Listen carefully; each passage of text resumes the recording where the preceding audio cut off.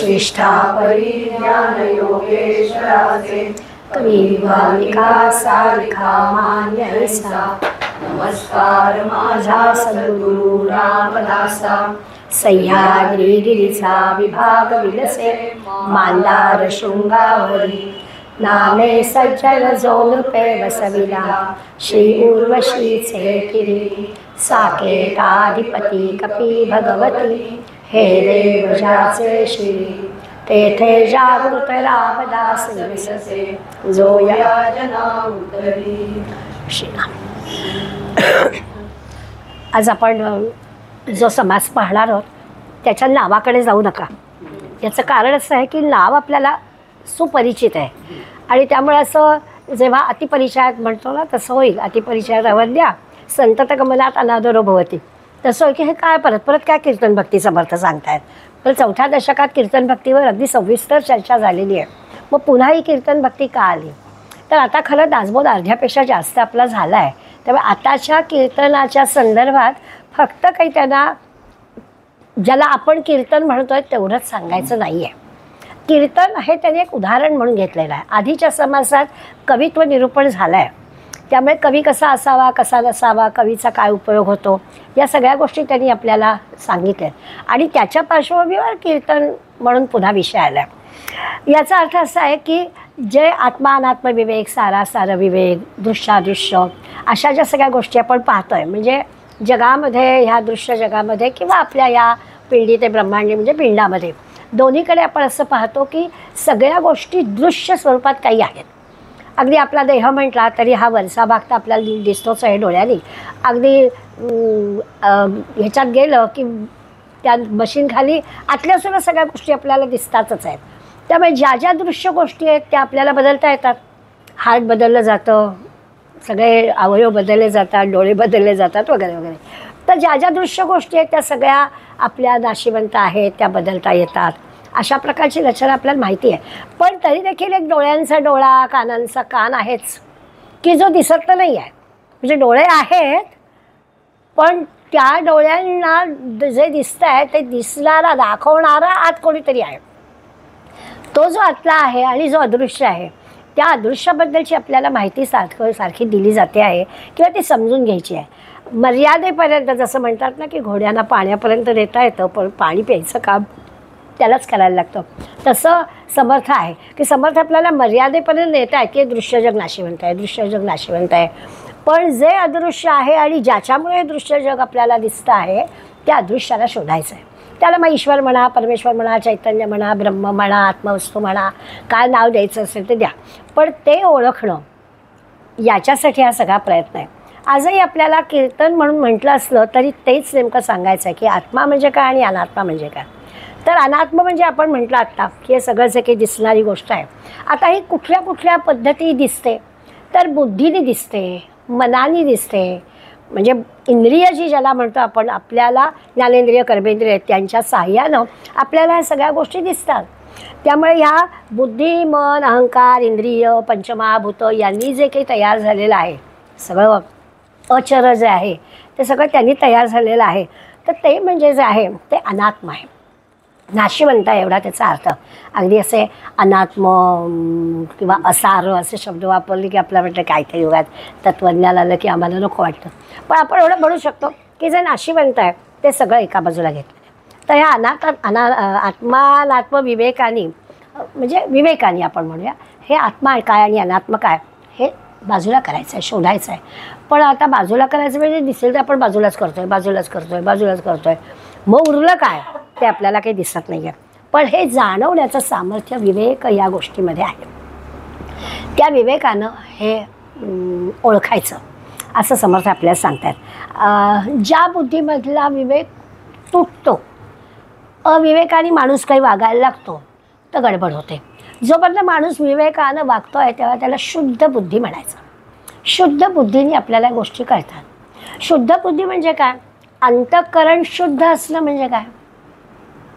आपण कोणाचबद्दल कधी वाईट बोलत नाही, पण अंतःकरणात वाईट येत नाही असं हिमतीनं नाही सांगू शकत। प्रत्यक्ष बोलत नाही, गोष्ट खरी आहे।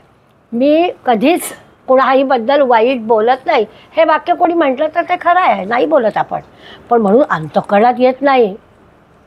अगदी जवळच्या नवऱ्याबद्दल, मुलाबद्दल, मुलीबद्दलचा राग आला की येतं वाईट अंतःकरणामध्ये. नाही, आपण अंतःकरण निर्मळ असणं म्हणजे मनात पण वाईट न येणं, इतकं अंतःकरण निर्मळ ज्याचं असतं त्याला शुद्ध बुद्धी म्हणायचं. आणि ती जी शुद्ध बुद्धी आहे तो विवेक आहे. आपण आपलं विवेकाने वागलं पाहिजे, कुठेतरी थांबलं तर कळलं पाहिजे, नेमकं किती करावं, काय करावं, अशा पुरता विवेक शब्द वापरत आहे. आज आपल्याला विवेक शब्द आणखीन खोल जाऊन बघायचं आहे की विवेक म्हणजे काय, तर अंतःकरण शुद्ध असणं. किती अंतःकरण शुद्ध हवं की खरंच संतांच्या हृदयामध्ये कुणाही बद्दल अंतःकरणात येतच नाही वाईट विचार. अहो, कुत्र्याबद्दल येत नाही, गाढवाबद्दल येत नाही, माणसं तर राहू देत. गाढवसुद्धा तो तळमळत आहे तहानेनं, तर नाथाने त्याला गंगा घातलीच ना, त्याच्याही बद्दल मनात विचार आला नाही. अशा प्रकारचं जे अंतःकरण निर्मळ करणं आहे, त्या निर्मळ अंतःकरणाचा आपल्याला विचार कर, त्याला शुद्ध बुद्धी म्हणायचं. आता देहबुद्धी आणि शुद्ध बुद्धी दोन्ही शब्द आपल्याला कळतील. देहबुद्धी आपली असते, सारखं आपण देहाचा विचार करतो, मला खाली बसता येत नाही, आली देहबुद्धीला आपली. ती काय वाईट असते अशातला भाग देह आहे, त्यामुळे देहाबद्दलच्या ज्या सगळ्या गोष्टी लागतात किंवा त्याच लागतात किंवा तसं नसेल तर मला त्रास होतो, त्याला आपण देहबुद्धी म्हणायचं. ते असू नये का, तर असं नाही म्हणता येत, ते लागतंच. शेवटी वय वाढत असतं, शरीराचं सामर्थ्य कमी होत असतं, त्यामुळे या सगळ्या गोष्टी आपोआपच आल्या. पण देहाबद्दलचा विचार करणारी देहबुद्धी, तसं अंतःकरण निर्मळ ठेवून जी बुद्धी विचार करते त्याला शुद्ध बुद्धी म्हणायचं. शब्द कळावे एवढ्यापुरताच विचार आपण करायचा. आणि मग समाजामध्ये खूप विद्वान माणसं असतात, बुद्धिमान माणसं असतात, खूप प्रतिभावान माणसं असतात आणि स्वाभाविकच त्यांना चांगलं यश मिळताना पण आपल्याला दिसतं. हुशार असतात, त्यामुळे ते ज्या क्षेत्रात पाऊल टाकतात तिथे त्यांना यशही मिळतं. पण असं असलं तरी त्यांचं अंतःकरण निर्मळ असतं, अंतःकरण शुद्ध असतं, असं आपण म्हणू नाही शकत. चुकीचं असेल, पण आपल्याकडे आपण नेहमी असा विचार करतो की एखाद्या माणसाला चांगला यश मिळत आहे, मोठा झाला आहे, आणि मग त्याचं तोंडभर कौतुक पण आपण करतो आहे, परंतु मागे काय कोणत्या मार्गाने पैसा मिळवतो आहे कळतं आहे. असा काय एकदम होतं काय, 5 वर्ष झाली प्रमोशन मिळवत आणि झाला मोठा बंगला बांधला, ह्याचा अर्थ काय की हे निर्मलत्व जे आहे ते कमी आहे. अंतःकरण शुद्ध नाही, आपलं पण नाही आणि त्याचं पण नाही, त्याचं तर कृतीला नाही आहे, पण आपण पण बोललो ना, हे आपलं पण नाही आहे. तर अशा पद्धतीचा जेव्हा विचार करतो, व्यावहारिक उदाहरणाने फक्त पटवून घेण्यापुरती उदाहरणं आहेत, बाकी उदाहरणं काही फार लक्षात घ्यायची नाहीत. मुद्दा असा आहे की अशी विद्वान माणसं, कलावंत माणसं, प्रतिभावान माणसं, यशस्वी झालेली माणसं सुद्धा त्यांचं अंतःकरण निर्मळ असेल सर. तुलना करायची संतांशी, संत तुमचे आमचे सगळे प्रतिभावान आहेत की नाही, डिग्री आहे की नाही याचा काही विचार नाही, पण त्यांचं मात्र अंतःकरण निर्मळ असतं. म्हणून आपल्या लक्षात येईल, विद्येनं कलेनं बाकी यश मिळेल, अंतरंग निर्मळ होईल की नाही ते नाही सांगता येत. त्याच्यासाठी कीर्तन हवं. आता कीर्तन म्हणजे एक एक्झाम्पल म्हणून कीर्तन, प्रवचन, संत साहित्याचा अभ्यास, निरूपणं, प्रवचनं. आम्ही तेवढे भाग्यवान आहोत की आता यूट्यूबवरती एवढं आपल्याजवळ मटेरियल असतं की रोज आपण ठरवलं ना तरीसुद्धा आपल्याला किती किती गोष्टी, उपनिषद आपल्या हातात, एका मुठीत आपल्या सगळं तयार आहे. तर अशा गोष्टी आपल्याला उपलब्ध आहेत. हे जे सगळं आहे त्याच्यामुळे अंतःकरण निर्मळ असणाऱ्यांशी आपली ओळख होते. आपलं अंतःकरण निर्मळ होणं अजून पुढली बात आहे, पण निदान ज्यांचं अंतःकरण निर्मळ आहे त्यांच्याशी आपली ओळख होते. आणि ते जे काही निर्मळ अंतःकरण आहे ते कसं साधतं, तर समर्थ खात्रीपूर्वक सांगतात की जर संतांच्या सहवासात राहिलं, संत साहित्याचा अभ्यास केला, जर का नियमाने, म्हणजे कीर्तन म्हटला शब्द वापरला आहे, पण कीर्तन याचा अर्थ त्या आता पुढे येणारच आहे की कीर्तनकार कसा असायला हवा, तर कीर्तनचा विषय कसा असायला हवा, कीर्तनकार कसा नसावा, हे सगळं पुन्हा येणारच आहे. पण त्याच्यासाठी अंतःकरण पवित्र असणं आणि अंतःकरण पवित्र होण्यासाठी या कीर्तनाचा विचार करणं म्हणजे मग शुद्ध बुद्धी होते. आणि बुद्धी शुद्ध होण्याचा आजचा हा उपाय म्हणजे कीर्तन हा एक उपाय त्यांनी आपल्याला सांगितला आहे.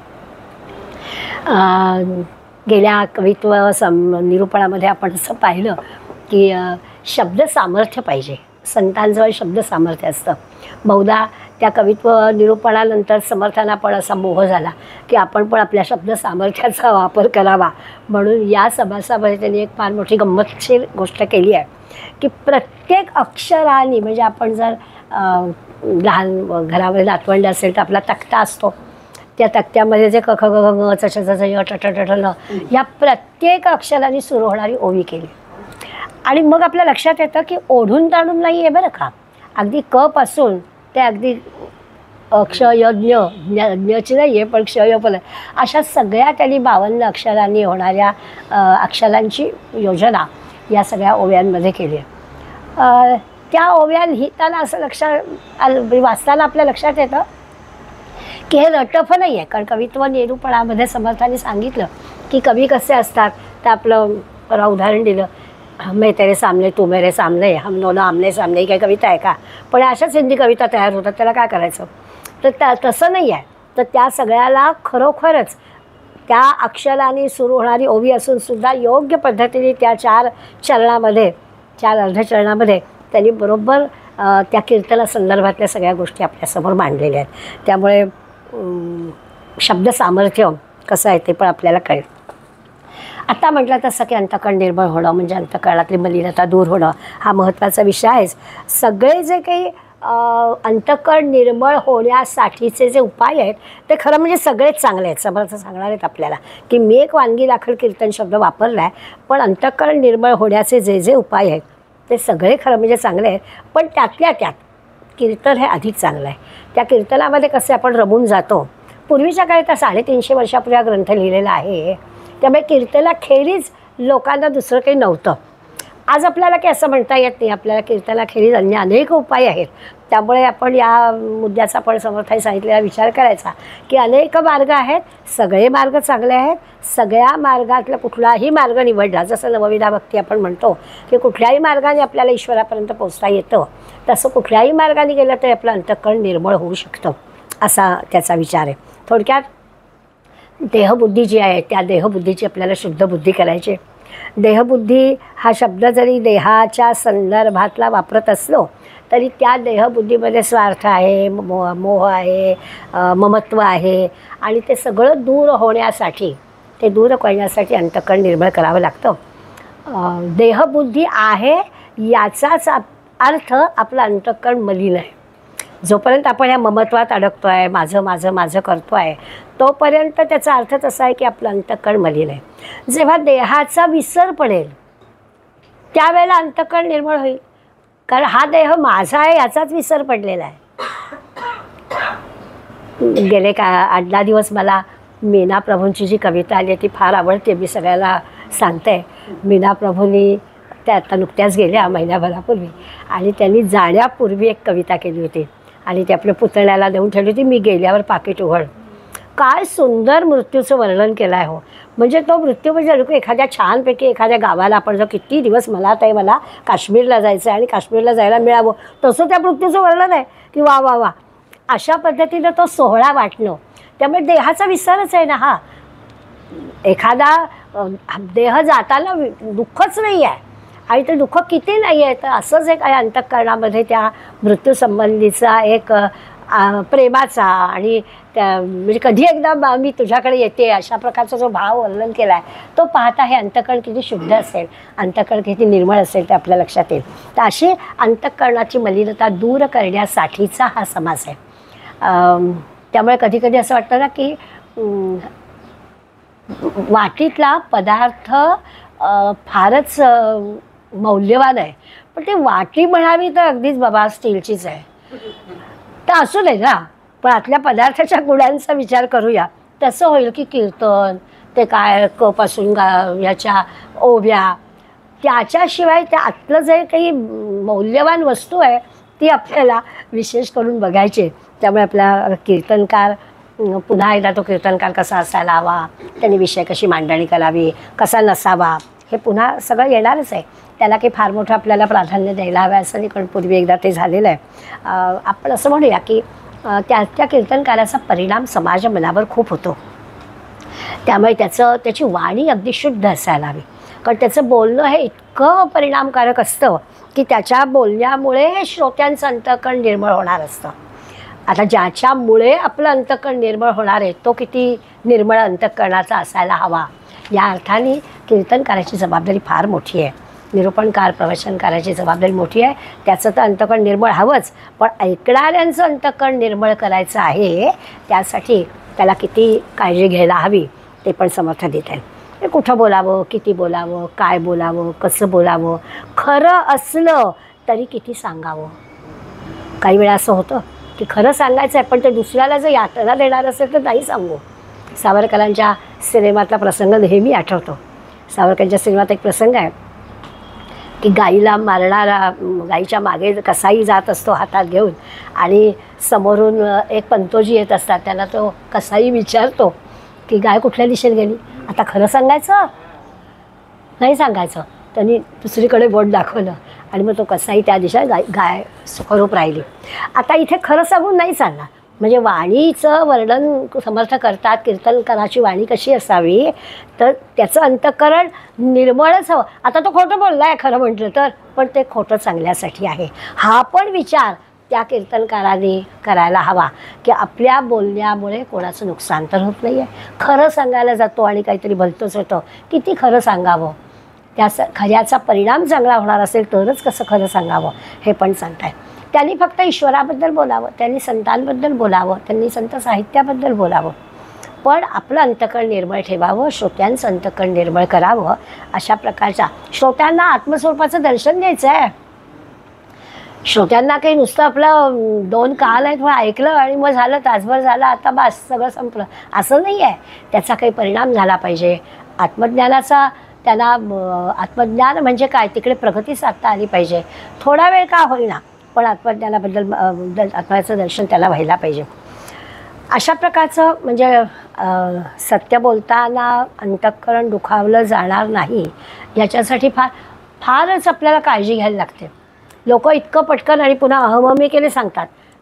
मी खरं होतं ते सांगितलं, त्याला काही का वाटले ना, अरे असं कसं चालेल, त्याला काही का वाटले ना, हे असं नाही चालणार. याने आपलंही अंतःकरण निर्मळ राहणार नाही आहे, त्याचं तर मुळीच राहणार नाही आहे. यासाठी म्हणून खूप काळजी समर्थ आपल्याला घ्यायला सांगतात. कीर्तनकार वाणीनं अतिशय पवित्र हवा, म्हणजेच अंतःकरणानं अतिशय पवित्र हवा. 35 ओव्या समर्थांनी या श्लोकामध्ये आहेत. सगळ्या अनुप्रासात्मक आहेत, कळेलच आपल्याला. मग अशी म्हणतो तसं शब्द चमत्कार दाखवावा असा मोह समर्थाला पण झाला, म्हणून त्यांनी ह्या अशा केल्या. साधारण पहिल्या 16 ज्या ओव्या आहेत त्या कीर्तनकार कसा असावा याबद्दलच्या आहेत. आपण आपलं वानगी दाखल काही ओव्या विचार घेणार आहोत. नंतर मग कीर्तनामध्ये लोकांना गोडी वाटावी म्हणून एक गंमतशीर प्रसंग पण दिला. हल्ली असतं बघा, हल्ली नाटकामध्ये एखाद्या त्या नाटकातला कोणीतरी कलाकार असा प्रेक्षकातलं येतो अशी त्याची एंट्री दाखवली जाते, काहीतरी एक वेगळं. बऱ्याच हल्ली नाटकातून असं आपल्याला दिसतं की छान नाटक चाललेलं असतं आणि कोणीतरी आपल्या प्रेक्षकांमध्येच येतो आणि तो स्टेजवर येतो आणि मग त्याचं बोलणं सुरू करतो.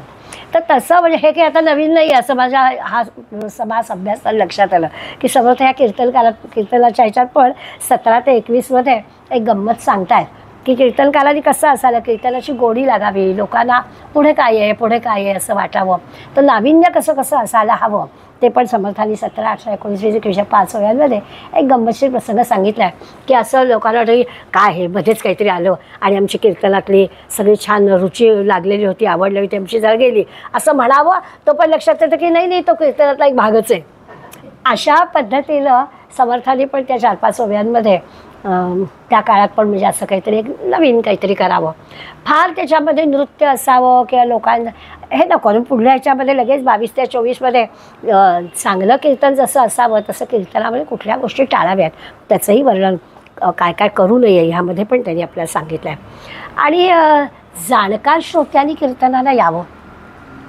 उगाच आपला हौसे नवसे गवसे आले तर ते काय ते टाईमपास म्हणून येतात, तर तसं नाही. कीर्तनकाराचं कीर्तन असं असायला हवं की जाणते श्रोते आले पाहिजेत आणि त्या जाणते श्रोते जर आले तर मग कीर्तनकारांनी जिंकलं. कोण येतं त्याला महत्त्व दिलं जातं आणि मग सर्वांच्या ठिकाणी असणारं जे आत्मतत्व आहे त्या आत्मतत्वाची ओळख होते. असा एक 35 ओव्यांचा सगळा भाग या समासातून आपल्याला शिकायचा आहे. पण मी म्हटलं तसं की निर्मळ अंतःकरण करण्यासाठीचा हा समास आहे. आता तसं पाहायला गेलं तर गुरुमुखातून म्हणजे श्रवण मिळावं असं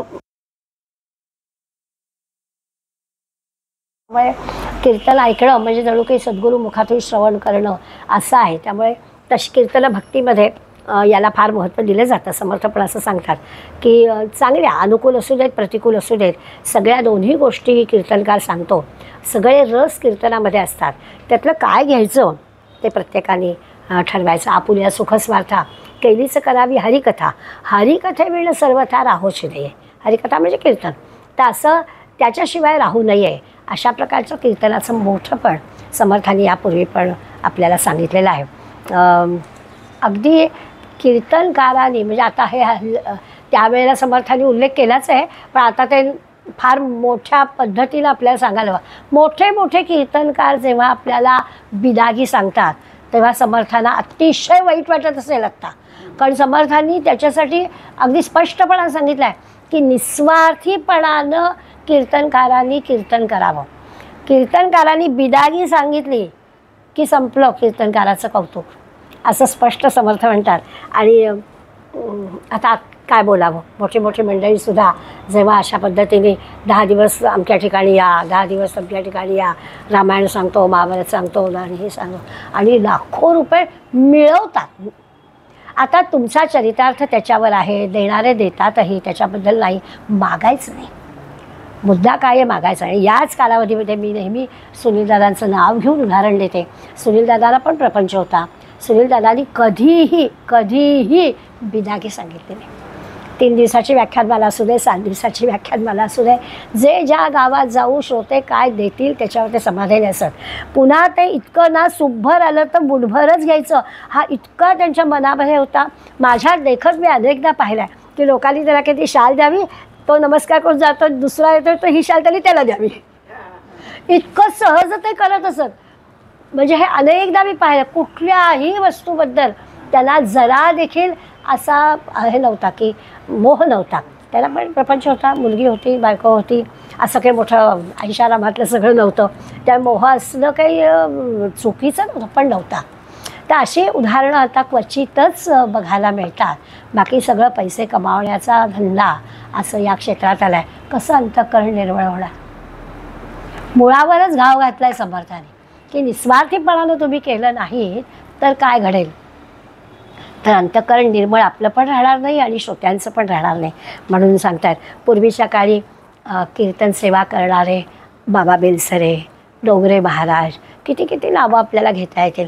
ही सगळी मंडळी खरोखर अशा पद्धतीनं कीर्तन करायचे. त्यांचं बोलणंच इतकं गोड. बेलसरे बाबांचं तर बोलणं एवढं गोड होतं की त्याला कुणावर ते रागावले असं कधी ऐकलं पण नसेल कोणी. इतकं बोलणं मधुर असं असायचं. आणि त्यामुळे ते अंतःकरण निर्मळ असण्याचं ते एक लक्षण आहे की तोंडून काही गैरशब्द येणारच नाही. म्हणून ते अंतःकरण निर्मळ. त्या तानसेनाचं एक उदाहरण देतात की अंतःकरण निर्मळ असतं हे कसं असतं. मोह असेल आणि केलं तर नाही अंतःकरण निर्मळ. पण जे ईश्वरासाठी आपण करतोय तर अंतःकरण निर्मळ असतं. एक दिवस बादशहाकडे तानसेन होता. पूर्वीच्या काळी बादशहाच्या दरबारात कलाकारांना ठेवलं जायचं. तर तानसेन त्याच्याकडे बादशहाकडे होता. तर बादशहा एक दिवस तानसेनाला म्हणाला, तू एवढं सुंदर गातोस, तुझे गुरु किती सुंदर गात असतील, एकदा मला भेटायचं आहे. तानसेन म्हणाला, तसं माझे गुरु काय भेटणार नाहीत बाबा, असं ते काय बोलावलं ते येतील असं नाही. तो म्हणाला, बादशहाला वाटलं असं कसं बादशहानी बोलावलं आणि येत नाहीत म्हणजे काय, यायलाच पाहिजे. तर मला असं नाही होणार, मी बोलावलं म्हटलं त्यांना यावंच लागेल, धरून बांधून आणीन, बादशाह असतो. तर तानसेन म्हणाला की मी तुमच्यासाठी गातो कारण तुम्ही मला बिदागी देता, तर तुमच्या बिदागीसाठी मी गातो.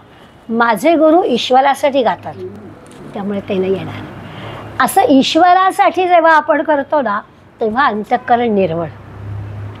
माझ्यासाठी करतोय, 4 लोकांनी मला चांगलं म्हणावं, त्यांनी मला काहीतरी द्यावं असं आलं की अंतःकरण निर्मळ नाही. त्या कीर्तनाच्या ह्या महत्त्वाच्या मुद्द्याचा विचार समर्थांनी कीर्तन भक्तीमध्ये पण केला होता. पण आज त्याची आपल्याला जास्त काळजी घ्यावी लागते की खरोखरच आपल्याला असं दिसतं की लोक मोहात अडकतात. आणि पत्रकं छापून, विषय देऊन, अशी जाहिरात, मी या विषयावर बोलतो, मला बोलवा. अरे कशाला बोलवा? श्रोत्यांनी स्वतःहून आलं पाहिजे. समर्थ आपल्याला सांगताच आहे की ते खरं अंतःकरण निर्मळ होण्याची जागा आहे, की श्रोत्यांना वाटलं पाहिजे की इथे आलं बरं वाटतं, हां हे ऐकलं ना तर बरं वाटतं, हां असं श्रोत्यांना वाटलं पाहिजे. असा विचार त्यांनी आपल्याला करायला सांगितलेला आहे. कलियुगामध्ये कीर्तनाचा महिमा खूप आहे. कलियुगामध्ये नाम घ्यावं, तसं कलियुगामध्ये कीर्तन करावं असं समर्थ सांगणार. म्हणून मग सांगणारा माणूस निस्पृह असला पाहिजे. तो जो असेल तरच होतं. तुकाराम महाराजांचा एक अभंग आहे. तुकाराम महाराज हल्ली काय असतं, काही कार्यक्रम ठरवायचा ना, तर श्रोत्यांना किंवा कार्यक्रम ठरवणारे जे आयोजक असतात त्या आयोजकांना फार मोठी काळजी असते. तुकाराम महाराज सांगतात, ते म्हणतात, आषाढ भूत वक्ता धाक श्रोत्यांच्या चिंता. चित्ता म्हणजे म्हणा, आता हा जर आम्हाला हवेत मोठे मोठे वक्ते, नियोजन करणारे असतात ते ठरवतात की आपल्याला मोठे मोठे वक्ते हवेत, आणि मग त्यांच्याशी पत्रव्यवहार फोन होतात त्यांचे. मग ते एक एक बिदागीचे आकडे सांगायला लागले की त्यांचं धाबं जाणं, एवढे पैसे कुठून रडायचे. आता ह्याला काय करावं? पण तुकारामांनी सांगून राहते, श्रोत्यांच्या ह्याला किंवा नियोजकांच्या ह्याच्या चित्ताला मोठा धाक पडतो जेव्हा हे निस्पृह नसतात. म्हणून कीर्तनकारांनी अगदी निस्पृह असायला हवं असं त्यांचं म्हणणं आहे. जसं बद्ध साधक मुमुक्षू सिद्ध असं असतं, तर तो कीर्तनकार सिद्धच असायला हवा. आपल्याला बद्धापासून सिद्धापर्यंत न्यायचं आहे सगळ्यांना, तर तो स्वतः सिद्ध असायला हवा ना. या अर्थाने त्यांनी आपल्याला कीर्तनकार कसा असावा कसा नसावा हे सांगताना या गोष्टी सांगितलेल्या आहे. होतं असं की अंतःकरणातला भगवत भाव वाढायला हवा, पण होतं असं की बाकीच्या गोष्टींना जास्त प्राधान्य दिलं जातं. निमिषारण्यामध्ये जाऊन आम्ही काय कथा ऐकायला गेलो, तर तिथे व्यवस्था कशी होती? आमची राहायची व्यवस्था इतकी छान होती, जेवण अहो काय सुंदर जेवण, यालाच प्राधान्य. अरे ऐकलंत काय, ते काहीच कोणाला सांगता येत नाही. आता याला काय करावं? मग समर्थ सांगतात किती त्यांना श्रोत्यांचा अभ्यास आहे आणि 300 वर्ष तेच चाललेलं आहे, काहीच फरक पडलेला नाही. तर ते म्हणतात की ह्या भगवत भाव आपला दृढ होईल असं काहीच घडत नाही, आणि ह्या बाह्य सगळ्या गोष्टींनाच महत्त्व दिलं जातं. आणि मग गंमतशीर म्हणून सुनीलदादा प्रसंग सांगतात की पसायदान कोणाचं? लता मंगेशकरांचं, ज्ञानेश्वरांचं माहीतच नसतं आम्हाला. अणु रेणू एवढा तुका आकाशा एवढा, हा अभंग कोणाचा? भीमसेनजींचा. आता ह्या उत्तरा कारण बाह्य गोष्टींना प्राधान्य दिलं जातं, तेच लक्षात राहतं. आणि जे खरा भगवत भाव वाढवण्यासाठीच्या ज्या गोष्टी असतात त्या लक्षात राहते. आशय किती महत्त्वाचा असतो, अभिव्यक्तीला महत्त्व, आशयाला महत्त्व नाही असं होतं. त्यामुळे जसं असतं ना हल्ली पॅकिंगला महत्त्व असतं. बाहेर इतकं छान पॅकिंग असतं, आत काय वस्तू असते ते नंतरचा भाग, पण पॅकिंगच इतकं छान. तसं म्हणे झालेलं आहे की सगळ्या बाह्य गोष्टींना दिसण्याला महत्त्व आहे, असण्याला महत्त्व नाही. त्याला काय करणार? अनंतराव ठल्यानी ते कीर्तन करायचे, पण त्यांच्या कीर्तनामध्ये संगीत बेताचं असायचं, म्हणजे मुळात त्यांना संगीताचं हे नव्हतं. त्यामुळे ते स्वतः पण आतला आशय मात्र अगदी फार सुंदर असायचा. आणि सामाजिक भान होतं त्याला, म्हणजे संघाचे स्वयंसेवकच होते त्यावेळी त्यांच्या सगळ्या सांगण्यामध्ये समाज यायचा. म्हणजे नुसतं भगवत भक्ती असं नाही, तर त्यांना व्यक्तीकडून समष्टीकडे जाण्यासाठी काय काय करायला हवं असा त्यांच्या कीर्तनाचा विषय असायचा. छान छान गोष्टी त्यांनी कीर्तनाच्या संदर्भात गमतीमच आहे. एकदा प्रल्हाद महाराजांनी एका बाईंचं कीर्तन ठेवलं होतं, आणि कीर्तनाची वेळ झाली, श्रोते येऊन बसलेले, बाई कीर्तन सुरू करणार. तेव्हा महाराजांनी विचारलं की काय काही अडचण आहे का, वेळ झाली आपण कीर्तन सुरू करूया. नाही माझा पेटीवाला आला नाही म्हणाले. तेव्हा त्यांनी लिहिलं आहे की म्हणाले की कसं असतं की अशा प्रकारच्या अडचणी असता कामा. कीर्तनकारांनी हा साथीला आला नाही, तो साथीला आला नाही म्हणून मला कीर्तन करता येत नाही असं नाही म्हणता कामा. तुला सांगायचं आहे काय, भगवत भाव वाढवणं सांगायचं, सुरू करायचं. संगीत हे मदतीला असतं, ते असायला हवं, पण याचा अर्थ त्याच्यावर आपण अवलंबून नाही राहता कामा. त्यामुळे भाव जो आहे तो भाव आईसारखा आहे, आणि साथीदार वगैरे जे सगळं बाह्य गोष्टी आहेत त्या दाईसारख्या असतात. ती जी बाळ सांभाळणारी आपल्याकडे आपण 8-10 तासाची बाई ठेवतो ना, आपण कामावर जातो, बाळाला अगदी तिची खूप आपण काळजी घेतो की ती आली नाही की पंचायत ना, त्यामुळे तिची काळजी घ्यावीच लागते. पण तिची जागा कितीपर्यंत, आपण आत येईपर्यंत. आपण आलो की तिची जबाबदारी संपली. मग तिचं ते बाळाचं प्रेम आणि ते सगळं कुठे गेलं, त्या मर्यादेतच असतं. त्यामुळे हे पेटी, तबला, साथीदार, बाह्य सगळ्या ज्या काही गोष्टी आहेत या सगळ्या दाईसारख्या आहेत. त्या असाव्यात, असायला हरकत नाही, परंतु त्या तेवढ्याच. आपण मात्र कीर्तनकार जो आहे त्याचा भाव जो आहे तो आईसारखा असायला हवा. त्यामुळे ह्या गोष्टींवर तो अवलंबून नाही राहता कामा असं ते सांगतात. समर्थांनी तर कीर्तनकाराला ज्या सगळ्या कला अवगत असायला हव्यात, म्हणजे त्यांनी अवलंबून राहायला नको, तर त्यालाच सगळ्या कला अवगत असायला हव्यात. म्हणून रामाजवळ सगळ्या प्रकारची मागणी केलीच आहे. नृत्यकला दे रे राम, आणि प्रबंध सरळी दे रे राम, आणि संगीत गायन दे रे राम, आलाप गोडी दे रे राम. सगळ्या गोष्टी त्यांनी रामाजवळ मागितल्या की हे सगळं मला हवं आहे. कारण माझ्या अंतःकरणातला भाव श्रोत्यांच्या अंतःकरणामध्ये उतरवायचं असेल तर मला ते सगळं हवं. म्हणून त्यांनी सगळी मागणी समर्थांनी रामाजवळ केली होती. ती त्याचसाठी आहे, ती त्यांना हवी होती म्हणून नाही. प्रत्येकच कीर्तनकारांनी अशा पद्धतीने जेवढं आवश्यक आहे तेवढं, प्राधान्य किती द्यायचं तर थोडंच आहे, भगवत भक्तीला प्राधान्य आहे, बाकी या सगळ्या गोष्टी मदतीला आहेत असं आपल्याला कळेल. गोंधळला जे साधना शिबिर व्हायचं तेव्हा समारोपाचं भाषण बेलसरे करायचे आणि तेव्हा ते असं सांगायचे, घरी गेल्यावर बेलसऱ्याला विसरा, महाराजाला पण विसरा, पण रामनाम विसरू नका, मला विसरा. अगदी महाराजाला विसरलं तरी चालेल, पण रामनाम नका विसरू. याचा अर्थच तो आहे की अंतःकरणातला भाव महत्त्वाचा आहे. तो भाव गेला की संपलं. याच्यासाठी कीर्तनाचं महत्त्व ते आपल्याला सांगतात. समोर सगळे जे काही साधक बसलेले आहेत ते साधना करत असतात, त्यांच्या परीनं सगळ्या गोष्टी करत असतात. त्यांच्या साधनेला पूरक गोष्टी होतील असं आपण केलं पाहिजे, नाहीतर मग त्या कीर्तनाचा काय उपयोग. त्यामुळे कीर्तनकाराने साधकाला पूरक गोष्टी, त्याची साधना आणखीन कशी चांगली होईल यासाठी दिलं पाहिजे. म्हणून मग त्याच्यासाठी त्यांनी स्वतः पथ्य पाळली पाहिजे. कीर्तनकाराने आपली पथ्य पाळली तर ते श्रोत्यांपर्यंत पोचेल. श्रोते कसे आहेत ते कीर्तनकाराने ओळखलं पाहिजे. श्रोत्यांचं वय, श्रोत्यांची कुवत, श्रोत्यांची बुद्धिमत्ता ही कीर्तनकाराने जाणली पाहिजे. जसं मी गमतीनं म्हणते, का होतं शाळेच्या स्नेहसंमेलनामध्ये मुलांना बक्षिसात इंटरेस्ट असतो, खेळामध्ये इंटरेस्ट असतो, मनोरंजनाच्या कार्यक्रमात इंटरेस्ट असतो, आणि तो जो पाहुणा बोलवलेला असतो ना तो इतका वेळ बडबड करतो, ती पोरं बिचारी कंटाळतात. तसं कीर्तनकारांनी नाही करू. श्रोते समोरचे काय आहे ते काय ऐकायला आले. जसं विद्यार्थ्यांच्या समोर जर करायचं असं ना कीर्तन, तर काहीतरी त्या आख्यान असं ह्याचं लावावं, कल्पना चावला वगैरे सारखं, की मग मुलांना आवडेल ना, मुलांची कुवत बघून करावं. तर असं सुद्धा कीर्तनकाराला जमलं पाहिजे. आपलं ठोकून आपला जो विषय मांडला आहे आणि जो ठरवला आहे तो मांडायचा. ते श्रोत्याला काय हवा आहे नको आहे असं नाही चालत. ते पण समर्थ सांगायला विसरत नाहीत.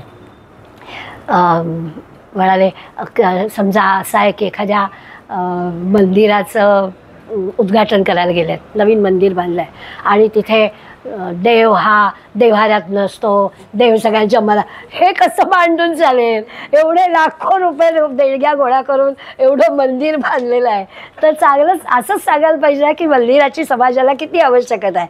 तिथे जर देव देव्हाऱ्यात नाही आणि मला सगळ्यांच्या हा विषय मांडून कसं चालेल. तर हे सगळं कीर्तनकाराला खूप समजून करायला हवं असं.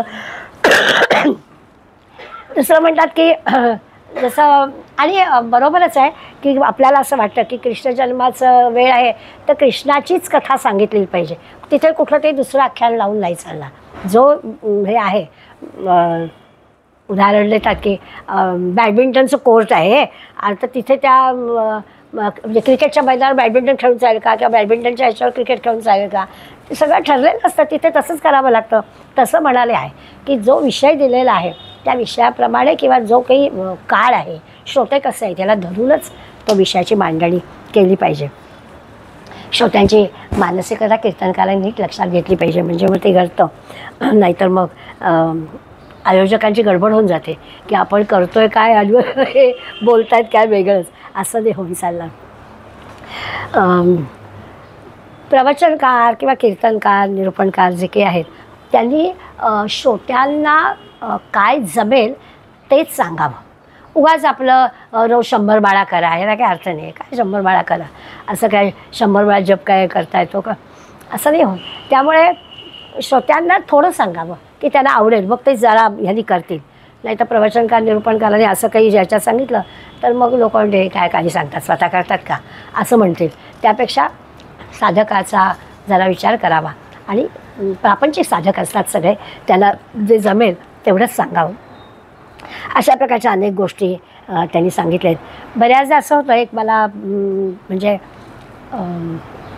बिस्मिल्ला खानचं उदाहरण नेहमी दिलं जातं, वेगळ्या कारणासाठी ते आहे, पण कीर्तनकाराजवळ कसा भाव असला पाहिजे. तर म्हणे बिस्मिल्ला खान एकदा लंडनला गेले होते आणि तिथे नवीनच वाद्य, अपरिचित, कधी बघितलेलंच नाही असं वाद्य त्यांना बघायला मिळालं. तर तिथे हातात घेतलं. पहिल्याच वेळेला ते हातात वाद्य घेतलं आणि त्यांनी हातात घेऊन फुंकर मारली, मात्र त्याला ते वाजवता पण आलं. तर तिथले सगळे श्रोते थक्क झाले. ते म्हणाले, कसं काय असं, तुम्ही आज पहिल्यांदाच हे सगळं बघितलं आहे, तुम्हाला कसं काय जमलं? तेव्हा त्यांनी बिस्मिल्ला खानने उत्तर दिलं की मी फक्त फुंकर मारली, बाकी सगळं परमेश्वराने केलं. तसं पाहिजे की स्वर म्हणजे स्वर निर्माण होतो, पण आतला जो भाव आहे त्या भावाने सगळं झालं आपोआपच. तर तसं कीर्तन करायचं असलं पाहिजे. त्याच्या अंतःकरणात असा भाव असला पाहिजे की त्यांनी नुसतं म्हणावं आणि लोकांनी ते ऐकावं. ईश्वराचा भाव अंतःकरणात असेल तर त्या माणसाचं बोलणं लोक ऐकतात, नाही तर नाही ऐकत. नाही तर म्हणतात बिदागी घेऊन कीर्तनकार असेल तर त्याचं सगळं नाही ऐकणार. पण जर का ईश्वर अंतःकरणात ईश्वराचा भाव असेल आणि त्यांनी जर काही सांगितलं तर ते मात्र ऐकलं जातं. दुसरं, आपली कला किंवा आपली विद्वत्ता याचं प्रदर्शन करण्यासाठी कीर्तनकारांनी कीर्तन करू नये. म्हणजे माझ्यासारखा मीच असं जर एखाद्याला वाटलं की आपली विद्वत्ता प्रदर्शित करावी, आपली कला दाखवावी, यासाठी कीर्तनकार कीर्तनकाराला उभा राहिला तर तसं असू नये. समर्थांनी त्याच्यासाठी बऱ्याच ओव्या खर्च केल्या. ब्राह्मणांवरती सुद्धा त्यांनी चांगली हातोडी मारलेली आहे की ब्राह्मणाला असं वाटतं की मी म्हणजे काय, तर मीच काय तो खरा, तर असं काही त्यांनी मानायचं कारण नाही आहे. ब्राह्मण म्हणजे ब्रह्मविद्या जाणणारा असेल तर त्याचं बरोबर आहे. जातीला तू ब्राह्मण घरात जन्माला आला आहेस म्हणून तुला सगळ्या गोष्टी प्राप्त झाल्या आहेत असं मानायचं काही कारण नाही. ते सुद्धा कीर्तनाच्या संदर्भात ठाकून ठोकून समर्थांनी सांगितलं आहे की त्यांनी असं करू नये. आपली विद्वत्ता, आपली कला अशा पद्धतीने हे करू नये. एक आपल्याला नवीन पिढी तयार करायची असा भाव कीर्तनकाराच्या मनात असायला हवा की पुढल्या पिढीला आपल्याला तयार करायचं आहे, दुसरी पिढी आपल्याला उभी करायची आहे. म्हणजे कीर्तनकारांनी जसा श्रोत्यांचा विचार करायचा आहे तसं कीर्तनकारांनी नवीन कीर्तनकार तयार करण्याचा पण विचार करायचा आहे की पुढल्या पिढीत पण नवीन कीर्तनकार तयार होतील कसे याचा पण विचार करायला हवा आहे. म्हणजे जसं समर्थांच्या सगळ्या मठांमध्ये असणारे जे त्यांचे मठपती होते ते सगळे कीर्तनकार होते. कल्याण उत्तम कीर्तन करायचा, बिंडास्वामी उत्तम कीर्तन करायचा, उद्धवस्वामी कीर्तन करायचे, कारण सगळी मंडळी समर्थांनी घडवली होती.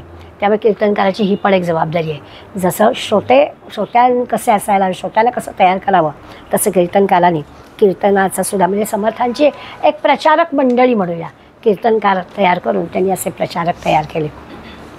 संप्रदायामध्ये अशा प्रकारच्या कीर्तनकारांची फार मोठी आवश्यकता असते असं दिसेल. बाकी कीर्तनकारांनी काय करू नये यासंबंधी काही परत चर्चा करायची आवश्यकता नाही, आपल्याला सगळ्यांना माहिती आहे.